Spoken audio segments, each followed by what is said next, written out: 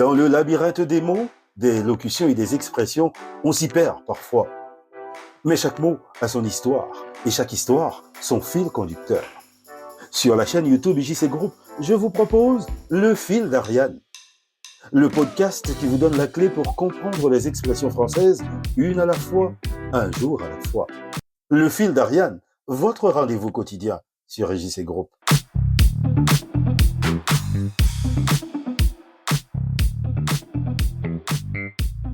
Bonjour les amis, je m'appelle Israël Jackie Contal.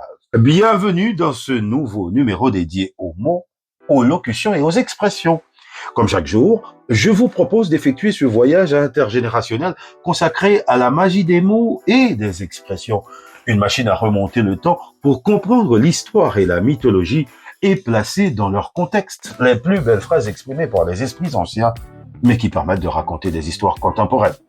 Bienvenue dans Le Fil d'Ariane. Le Fil d'Ariane, du lundi au vendredi sur la chaîne YouTube de IJC Group.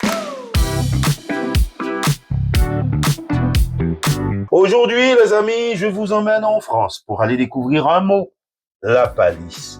Un mot qui peut faire référence à deux choses principales, mais toutes deux liées à l'histoire française.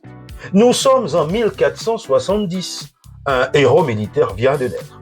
Il s'appelle Jacques II, en référence à son grand-père Jacques Ier.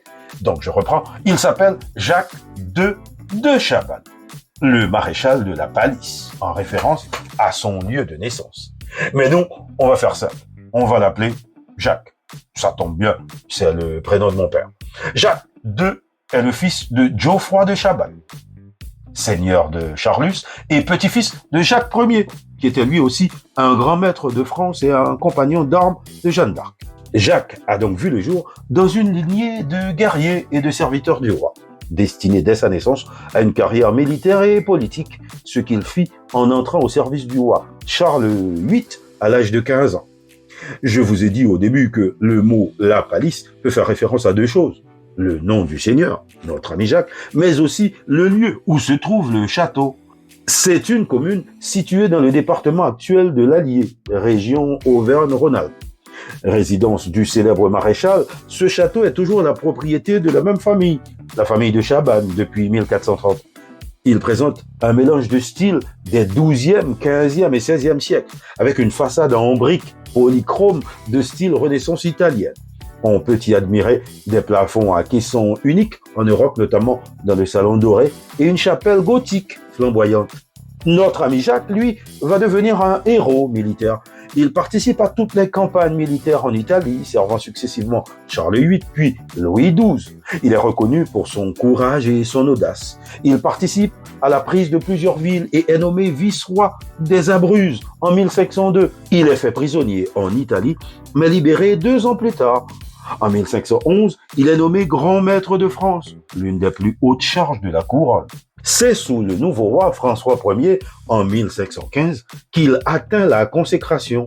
Il joue un rôle crucial dans la victoire éclatante de Marignane cette année-là. Cette victoire lui vaut le titre suprême de maréchal de France. Mais si aujourd'hui, en 2025, je vous parle du maréchal de la palisse, ce n'est nullement pour ses prouesses militaires, les amis. C'est pour sa mort et pour une chanson qu'il n'a même pas chantée. Le Fil d'Ariane, votre rendez-vous quotidien. En effet, c'est en 1525, au cours de la bataille de Pavie, qui va sceller sa mort, que notre ami Jacques va devenir célèbre. Après avoir conseillé au roi d'attendre pour attaquer, il participe malgré lui à la désastreuse bataille de Pavie, où l'armée française est vaincue par les troupes de Charles Quint. Il est fait prisonnier par un capitaine italien, puis tué par un arquebusier espagnol sur le champ de bataille. Vous allez me dire, mais elle est où la célébrité là ? Vous n'aurez pas tort. Mais attendez les amis, vous allez voir. Sa mort fut amèrement regrettée par ses soldats qui, pour célébrer sa loyauté et son courage, composèrent une complainte en son honneur. Une première strophe qui disait « Hélas, la palisse est mort. Il est mort devant Pavie. Hélas, s'il n'était pas mort, il ferait encore envie. » Le mot « envie », avoir envie, fut mal lu ou mal interprété dans l'ancien français et par déformation, la première strophe va être transformée et la strophe va devenir « Hélas, la palisse est mort, il est mort devant Pavie. Hélas, s'il n'était pas mort, il serait encore en vie. » En 2 mots, donc vivant. Là encore, intelligent que vous êtes, vous allez me dire « C'est évident, s'il n'était pas mort, il serait encore vivant. » Eh oui, les amis, l'expression « vérité de la palisse » était née. Mais les soldats de la palisse vont pousser le bouchon encore plus loin dans la 2e strophe. Ils écrivent « Il est mort le vendredi, passé la fleur de son âge. S'il fut mort le samedi, il eût vécu un jour davantage. » Donc, vous comprendrez que dans cette phrase où on enfonce des portes déjà ouvertes, on balance des évidences. Il est mort vendredi. S'il était mort samedi, il aurait vécu un jour de plus. Mais c'est évident. Une lapalissade, c'est donc une évidence. Tellement que ce n'était même pas nécessaire de l'exprimer. Une lapalissade, ou vérité de la palisse, consiste à affirmer une évidence immédiatement perceptible, ce qui déclenche en général le rire de l'interlocuteur, prêtant irrémédiablement à la déduction irréductible. La palisse en aurait dit autant.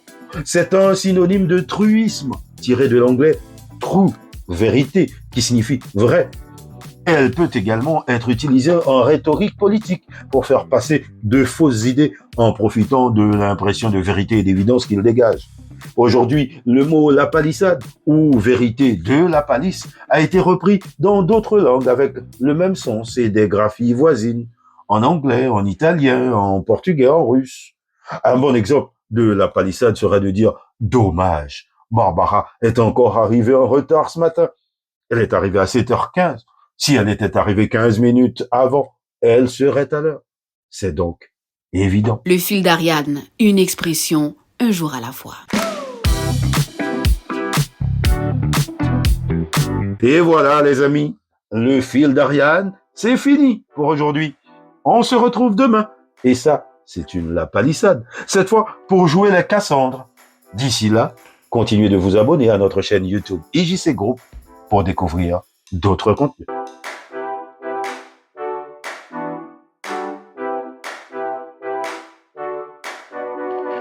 Dans le labyrinthe des mots, des locutions et des expressions, on s'y perd parfois. Mais chaque mot a son histoire, et chaque histoire, son fil conducteur. Sur la chaîne YouTube IJC Group, je vous propose le fil d'Ariane, le podcast qui vous donne la clé pour comprendre les expressions françaises, une à la fois, un jour à la fois. Le fil d'Ariane, votre rendez-vous quotidien sur IJC Group.